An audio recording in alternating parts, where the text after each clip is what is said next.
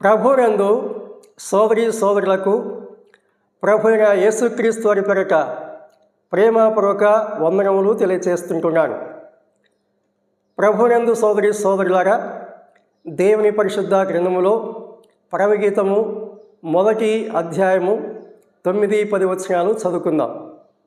నా ప్రియురాల, ఫరో యొక్క రథాశ్వములతో నిన్ను పోల్చెదను, ఆభరణముల చేత నీ చెక్కిళ్ళును, హారముల చేత నీ కంఠమును శోభిల్లుచున్నవి. దేవుని పరిశుద్ధ గ్రంథంలో మనము చదువుకున్న వాక్య భాగంలో ఆత్మ సంబంధముగా ప్రభువైన యేసుక్రీస్తు వారిని గురించి, సంఘం గురించి చూస్తున్నాం. 9వ వచనంలో ప్రభువైన యేసుక్రీస్తు వారి సంఘమును ఫరో యొక్క రథాశ్వములతో పోల్చినట్లుగా చూస్తాం. ఫరో రథాశ్వముల యొక్క పౌరుషం, పరాక్రమం, పట్టుదల తెలియచేస్తూ సంఘం కూడా ప్రభు ఎడల ఎటువంటి పౌరుషం కలిగి ఉన్నది, పరాక్రమం కలిగి ఉన్నది, పట్టుదల కలిగి ఉన్నది అనే విషయాలు తెలియచేశారు. ఆ తర్వాత 10వ వచనంలో సంఘము కలిగి ఉన్న అలంకారాన్ని గురించి చెప్పాడు. ఆమె ధరించిన ఆభరణాల గురించి చెప్పాడు. సంఘము కలిగి ఉన్న అలంకారం ద్వారా ప్రభువైన యేసుక్రీస్తు వారు సంతోషించి సంఘమును అభినందిస్తున్నాడు, లేక ప్రశంసిస్తున్నాడు. ప్రభు యొక్క హృదయాన్ని సంతోషింపచేంతగా ఆమె ధరించిన అలంకారములు ఏమిటి, ఆభరణాలు ఏమిటి, ఏ రీతిగా ఆమె శోభిల్లుచున్నది, ప్రభు యొక్క హృదయాన్ని ఏ రీతిగా సంతోషింపచేస్తున్నది, ఆ సంగతులు దేవుని వాక్య ఆధారముగా మనము ధ్యానం చేసుకుందాం. మొదటి అలంకారం రక్షణ అలంకారము. కీర్తనలు 149వ కీర్తన 4వ వాక్యంలో ఈ సంగతి మనం చూస్తున్నాం. యెహోవా తన ప్రజలయందు ప్రీతి గలవారు, ఆయన దీనులను రక్షణతో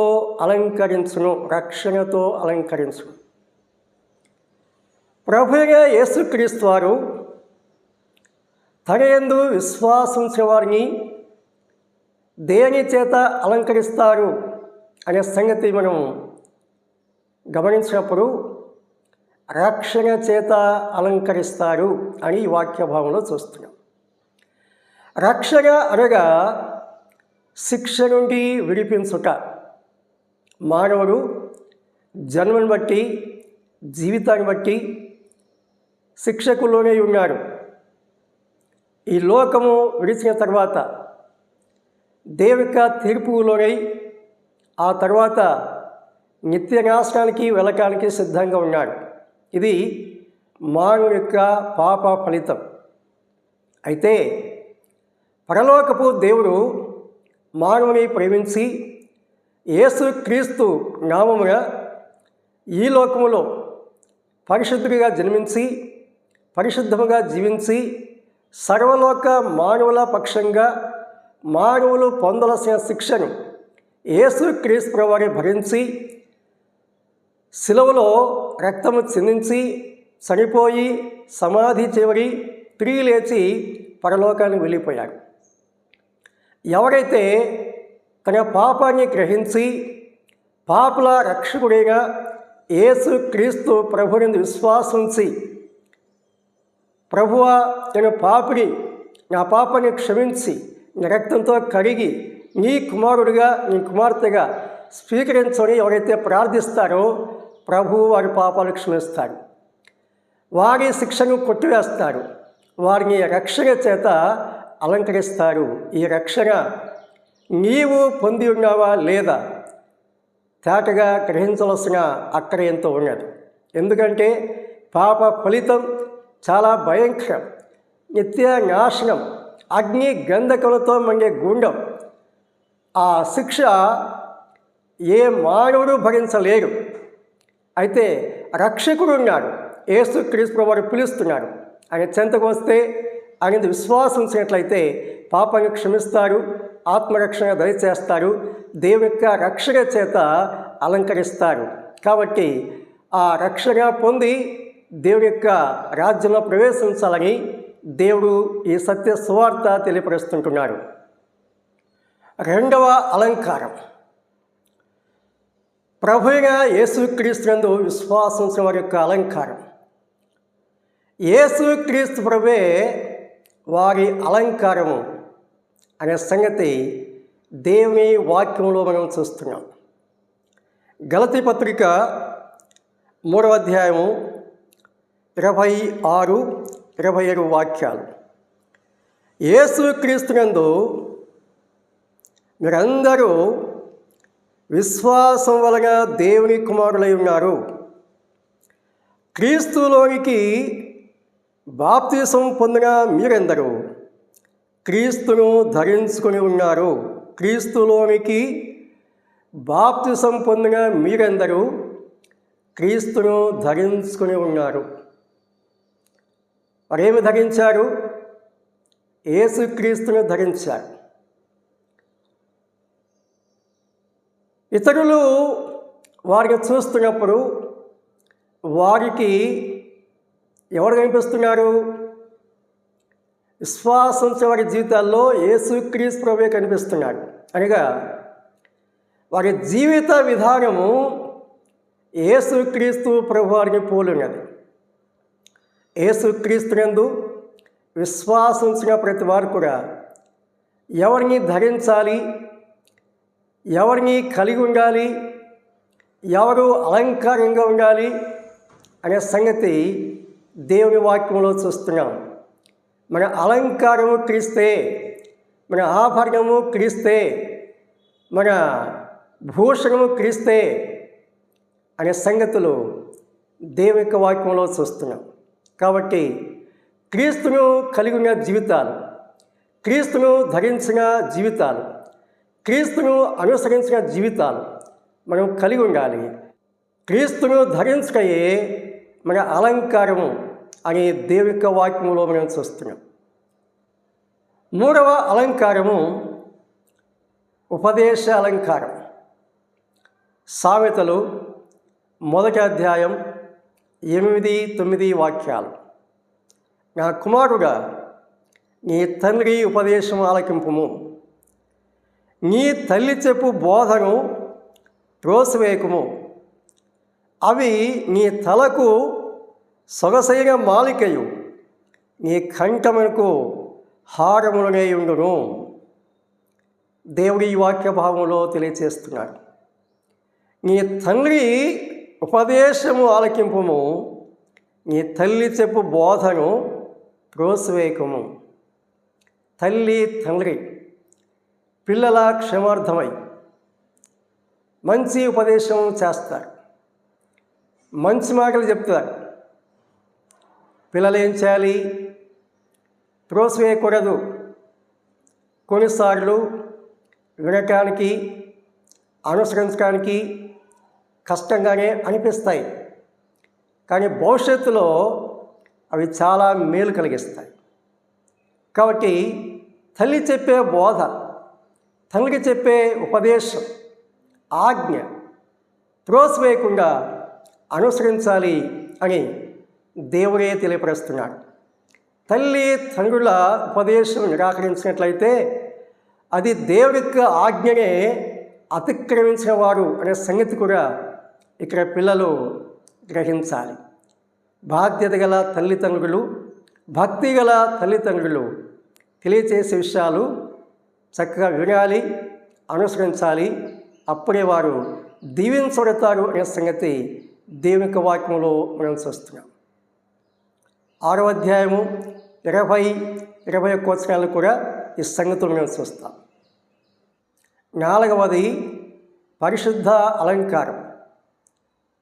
కీర్తనలు 96వ కీర్తన 9వ వాక్యంలో ఆ సంగతి మనం చూస్తున్నాం. పరిశుద్ధ అలంకారములు ధరించుకొని యెహోవాకు నమస్కారం చేయుడి. దేవుని ఏ రీతిగా పూజించాలో, ఏ రీతిగా సేవించాలో అనే సంగతులు ఈ వాక్య భాగంలో మనం చూస్తున్నాం.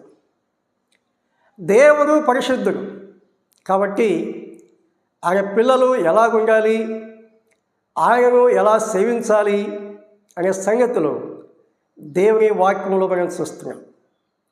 దేవుడు పరిశుద్ధుడు, ఆయనలో పాపం లేదు. కాబట్టి ప్రభు పిల్లలు కూడా ఎలా ఉండాలి, ఎలా జీవించాలి? పరిశుద్ధులుగా జీవించాలి. నేను పరిశుద్ధుడు గనుక మీరును పరిశుద్ధులై ఉండుడి అనే దేవుడు తెలియచేస్తున్నాడు. సమస్త ప్రవర్తన యందు పరిశుద్ధులై ఉండుడి అని దేవుడు తెలియచేశాడు. కాబట్టి ప్రభు పిల్లలుగా పరిశుద్ధత కలిగి, పరిశుద్ధతయే అలంకారముగా కలిగి మనం జీవించాలి, ప్రభుని సేవించాలి అని దేవుని వాక్యంలో మనం చూస్తున్నాం. 5వ అలంకారం ప్రతిష్ఠిత అలంకారం. కీర్తనలు 29వ కీర్తన 2వ వాక్యం. యెహోవా నామమునకు చెందవలసిన ప్రభావమును ఆయనకు ఆరోపించుడి, ప్రతిష్ఠితములకు ఆభరణములను ధరించుకొని ఆయన ఎదుట సాగిలపడుడి. ఇక్కడ కూడా దేవుని ఏ రీతిగా సేవించాలి, పూజించాలి, ఆరాధించాలి అనే సంగతి చూస్తున్నాం. 96వ కీర్తనలో పరిశుద్ధత అనే అలంకారం ధరించి ప్రభువుకు నమస్కారం చేయాలని చెప్పాడు. ఇక్కడ ప్రతిష్ఠితములకు ఆభరణాలు ధరించి ప్రభువును సేవించాలి అని తెలియజేస్తుంటున్నాడు. ప్రతిష్ఠిత అనగా మనలను మనము దేవునికి ప్రతిష్ఠించుకుంటా, జీవితకాలం అంతా ప్రతిష్ఠించుకుంటా. ప్రభువు మన కోసం ప్రతిష్ఠించుకున్నాడు. మన కొరకు ప్రతిష్ఠించుకున్న ప్రభువు కోసం మనలను మనము ప్రతిష్ఠించుకోవాలి. ప్రతిష్ఠిత అనగా ఎవరికైతే మనము ప్రతిష్ఠించుకుంటున్నామో మనము పూర్తిగా ఆయనకు చెందినవారము, మనకు చెందినవారం కాదు, లేక మరి ఎవరికీ చెందినవారం కాదు, మనం ప్రభువుకే చెందినవారు. మన జీవితకాలం అంతా ఆయన కోసమే జీవించాలి, ఆయననే సేవించాలి అనే సంగతులు ఆ వాక్యంలో మనము గమనిస్తున్నాం. కాబట్టి ప్రతిష్ఠింపబడిన అనుభవాలు కలిగి మనం ప్రభువును సేవించాలి. అదే అలంకారము అని చెప్పి దేవుడు తన వాక్యము ద్వారా తెలియపరుస్తుంటున్నాడు.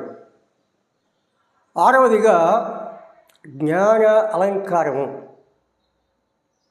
సామెతలు 3వ అధ్యాయం 21, 22 వాక్యాలు చూద్దాం. నా కుమారుడా, లెస్సైన జ్ఞానమును వివేచనను భద్రము చేసుకును, వాటిని నీ కన్నుల ఎదుట నుండి తొలగిపోనీయకుము. అవి నీకు జీవముగాను నీ మెడకు అలంకారముగాను ఉండును, నీ మెడకు అలంకారముగాను ఉండును అని ఇక్కడ చెప్పాడు. ఏ అలంకారం? లెస్సైన జ్ఞానం. యేసుక్రీస్తు ప్రభువే జ్ఞానమునకు మూలమై ఉన్నాడు. బుద్ధి, జ్ఞాన, సర్వసంపదలు ఆయన యందు గుప్తములై ఉన్నవి అని చెప్పి దేవుని యొక్క వాక్యంలో చూస్తున్నాం. కాబట్టి దైవ జ్ఞానం, పరలోక జ్ఞానం మనం కలిగి ఉండాలని దేవుని వాక్యం చెప్తుంది. క్రీస్తే జ్ఞానమై ఉన్నాడు, ఆ జ్ఞానమును కలిగి ఉండాలి అని దేవుని యొక్క వాక్యంలో చూస్తున్నాం. కాబట్టి జ్ఞాన అలంకారం కలిగి ఈ లోకంలో మనం సాగిపోవాలని దేవుడు తెలియచేసిన విషయాలను గ్రహించి ఆ రీతిగా సాగిపోదాం. జ్ఞానమే మన అలంకారం, దైవ జ్ఞానం, పరలోక జ్ఞానం. అలాంటి జ్ఞానం కలిగి మనం సాగిపోదాం, అదే మన అలంకారం. 7వది హృదయాలంకరణ లేక అక్షయమైన అలంకరణ. పేతురు మొదటి పత్రిక 3వ అధ్యాయం 4లో చూస్తున్నాం. సాధువైనట్టు మృదువైనట్టుడైన గుణము అను అక్షయ అలంకారము గల మీ హృదయపు అంతరంగ స్వభావము మీకు అలంకారముగా ఉండవలెను. అది దేవుని దృష్టికి మిగుల విలువగలది. ప్రభునందు సోదరి సోదరులారా, ఇప్పుడు చదివిన వాక్య భాగంలో ఎటువంటి అలంకారం చెప్పారు? సాధువైనట్టు మృదువైనట్టునైన గుణము అను అక్షయ అలంకారము గల మీ హృదయపు అంతరంగ స్వభావము మీకు అలంకారముగా ఉండవలెను అని చెప్పాడు. సాధుత్వం, మృదుత్వం ఇటువంటి గుణాలు మన హృదయానికి అక్షయ అలంకారముగా ఉండాలి అని దేవుడు తెలియపరుస్తున్నాడు. ఈ వాక్య భాగంలో సోదరుల గురించి తెలియజేసిన మిగిలిన వాక్య భాగాలన్నింటిలో కూడా మనం గమనించినప్పుడు అక్కడ స్త్రీ పురుష భేదం లేకుండా చెప్పారు. అలంకరణ అనేది కేవలము స్త్రీలకు మాత్రమే సంబంధించినది కాదు. ఆత్మ సంబంధమైనటువంటి అలంకారం క్రీస్తు యేసునందు విశ్వాసించిన ప్రతి విశ్వాసి కలిగి ఉండాలి. రక్షణ అలంకారం, క్రీస్తే అలంకారం, ఉపదేశ అలంకారం, పరిశుద్ధత అలంకారం, ప్రతిష్ఠిత అలంకారం, జ్ఞాన అలంకారం, అక్షయ అలంకారం ప్రతి విశ్వాసి కూడా కలిగి ఉండాలి. సంఘము ప్రభువు కోరిన అలంకారం కలిగినది కాబట్టి ఆయన సంతోషిస్తున్నాడు, సంఘమును అభినందిస్తున్నాడు. కాబట్టి ప్రభు వచ్చినప్పుడు మాల చూసి సంతోషించే అలంకారాలను కలిగి ఉంటున్నామా, లేక ప్రభువు ప్రత్యక్షమైనప్పుడు మన అలంకారాన్ని చూసి ఆయన ఆవేదన చెందేవాడుగా మన అలంకరణ కలిగి ఉన్నామా? ఈ సంగతులు ఆలోచన చేసుకొని దేవుడు కోరిన అలంకారం, అక్షయ అలంకారం, అంతరంగ అలంకారం, ఆత్మీయ అలంకారం, పరిశుద్ధత అలంకారం, ప్రతిష్ఠిత అలంకారం మనం గమనించిన అలంకారాలు మనం కలిగి ఉండి ప్రభువును సంతోషపరుద్దాం, ఆయనను ఆనందింపచేద్దాం, ఆయన ద్వారా అభినందన ప్రశంసలు పొందుదాం. ప్రభు ఈ మాటలు అందరికీ క్షమార్థమై దీవించి ఫలింపచేయునుగాక. ప్రభు పేరిట అందరికీ వందనాలు తెలియజేస్తుంటున్నాను.